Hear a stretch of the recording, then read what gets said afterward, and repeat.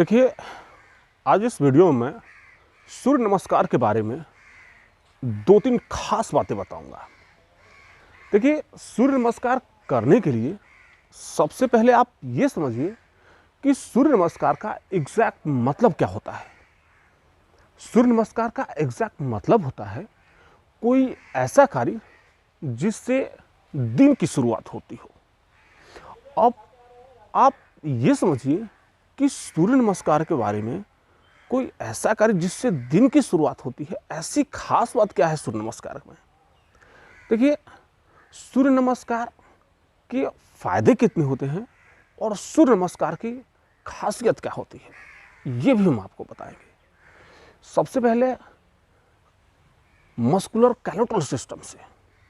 देखिए, जब सूर्य नमस्कार हम करते हैं तो हमारी बॉडी के 13 के 13 जो मसल्स ग्रुप होते हैं वो बार बार स्ट्रेच होते हैं और बार बार कॉन्ट्रैक्ट भी होते हैं, जिससे हमारी बॉडी जो है वो फुल रेंज ऑफ मोशन पर काम करना शुरू कर देती है, जिससे हमारे खून के अंदर ऑक्सीजन की जो क्वांटिटी है वो बढ़ जाती है, जिससे शरीर का एक एक सेल रिवाइटलाइज हो जाता है, जिससे नई ऊर्जा प्राप्त होती है हमें, और उसके साथ में हमारे शरीर में तेजी, ताकत और लचीलापन, ये तीनों के तीनों बहुत ही अच्छा बढ़ जाता है।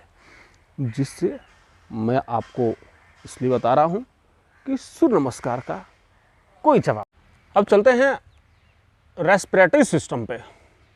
देखिए, जब हम सूर्य नमस्कार करते हैं तो हमारे लंग्स जो हैं धीरे धीरे करके अपनी मैक्सिमम कैपेसिटी पर काम करना शुरू कर देते हैं, जिससे force vital capacity, force expiratory vital vol first and second, और peak expiratory rate, flow rate और वाइटल कैपेसिटी को बहुत ही अच्छा कर देता है।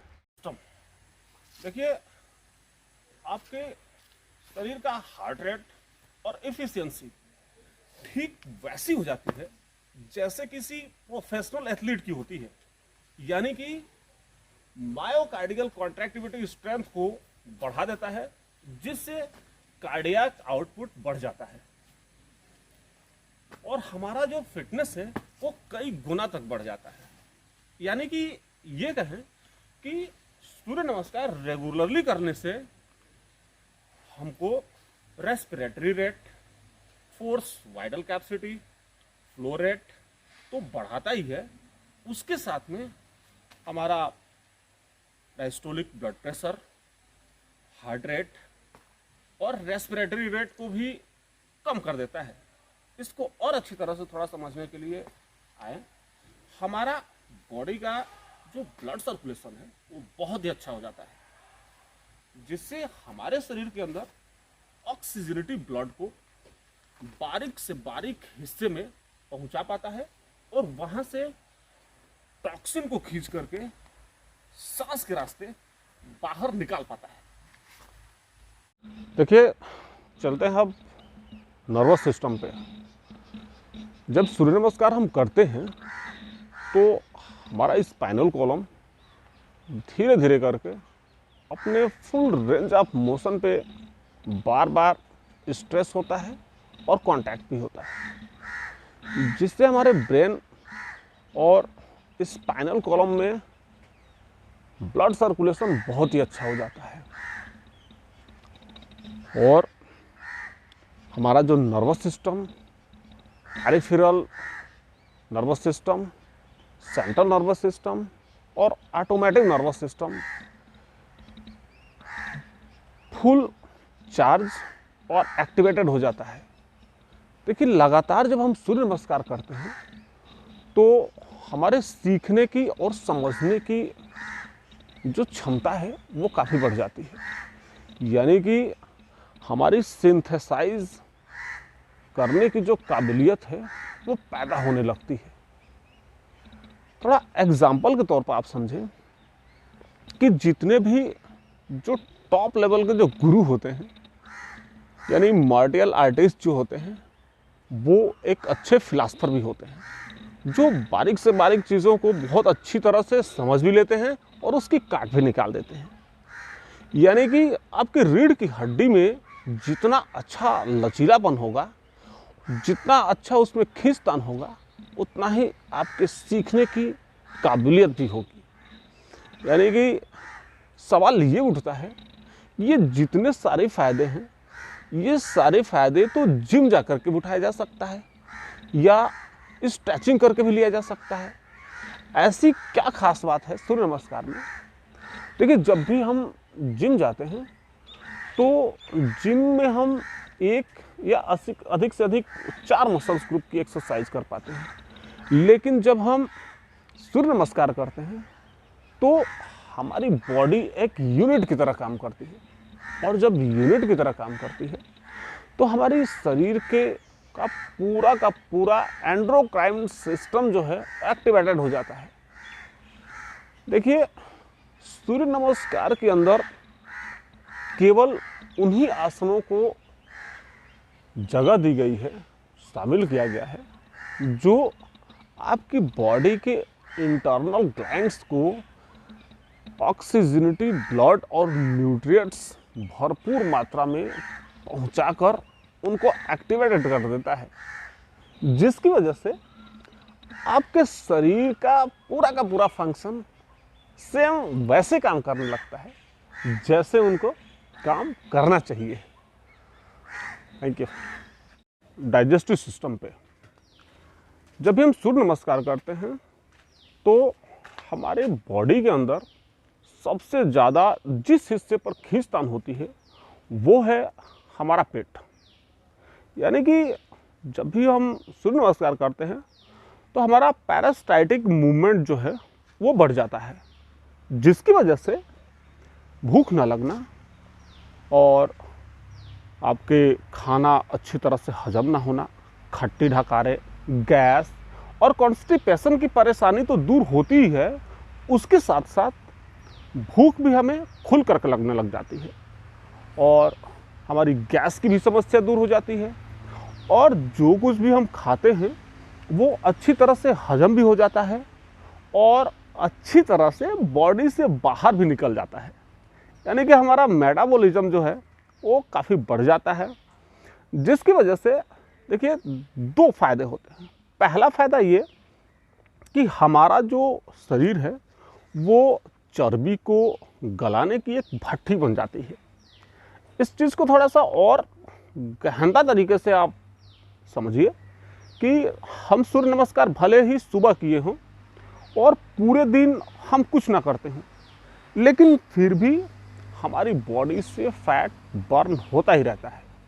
यानी कि आप ये कहें कि हमारा जो लिपिड प्रोफाइल है वो धीरे धीरे करके एकदम सही होने लगता है। और दूसरा फ़ायदा ये होता है कि अगर शुगर का पेशेंट सूर्य नमस्कार करता है तो उसका फास्टिक ब्लड शुगर, प्रोस्पेडियल ब्लड शुगर और ग्लाइकोजाइलेटेड हीमोग्लोबिन धीरे धीरे करके कम होने लगता है, जो शुगर के पेशेंट का ऑक्सीडेटिव स्ट्रेस कम होता चला जाता है, जो इंसुलिन रेजिस्टेंस की सबसे बड़ी वजह होती है। अब आ जाइए कि सूर्य नमस्कार करते समय किन किन बातों का ध्यान रखना चाहिए। सबसे पहली चीज़ देखिए, सूर्य नमस्कार में 12 आसन होते हैं जो एक नियत क्रम में संयत रहते हुए लयबद्ध तरीके से किए जाते हैं। सूर्य नमस्कार जब भी करते हैं तो सुबह के समय सूर्य की तरफ मुँह करके और ज़रूरी कपड़े पहन करके किया जाता है। इसमें जो पहला आसन जो होता है वो प्राणायाम आसन।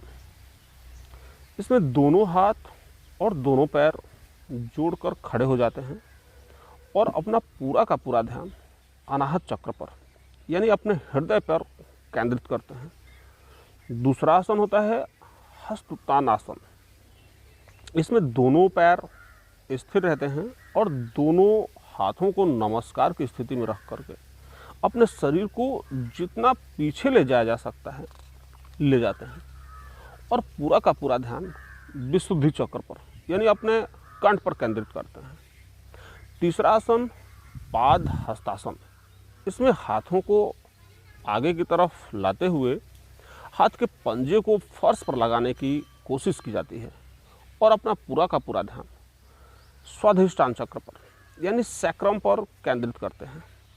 चौथा आसन अश्व संचालन मुद्रा। इसमें दोनों हाथ के पंजे और दाहिने पैर के पंजे को स्थिर रख करके बाएं पैर को जितना ज़्यादा पीछे ले जाया जा सकता है ले जाते हैं और मुंह ऊपर की तरफ देखते हैं और अपना पूरा का पूरा ध्यान आज्ञा चक्र पर यानी अपनी दोनों आँखों के बीच में केंद्रित करते हैं। पांचवा आसन होता है पर्वतासन।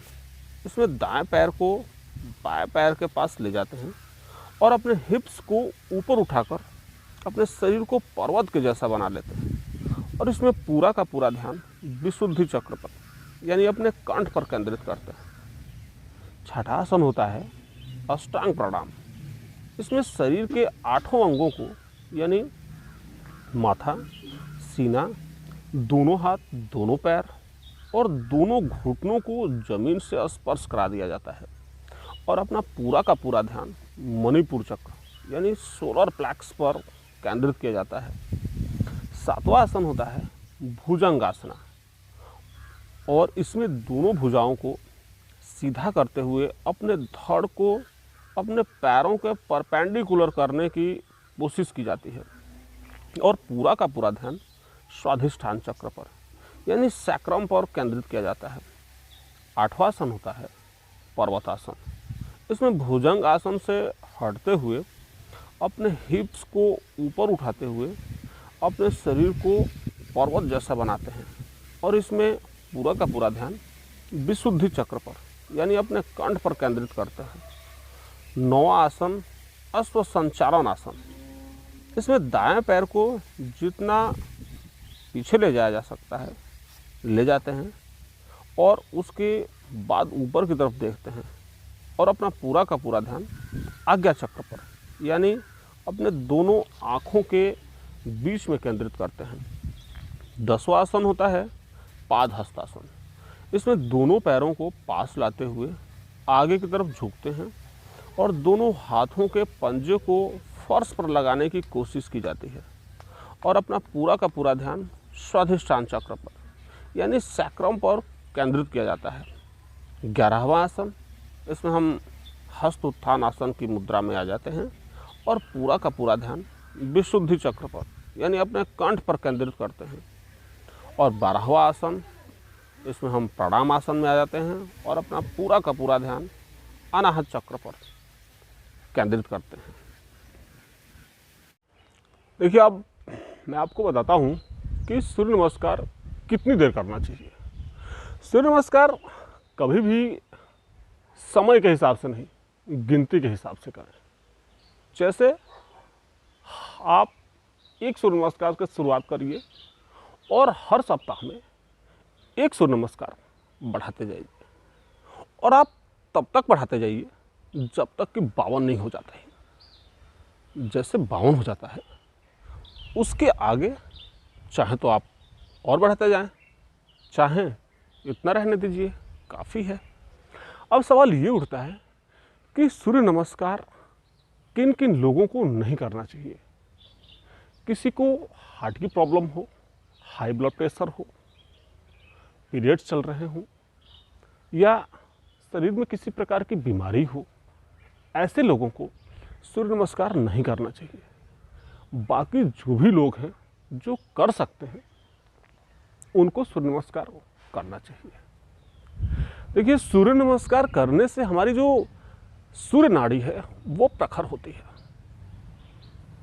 सूर्य नमस्कार जब भी आप करते हैं तो दूध, दही,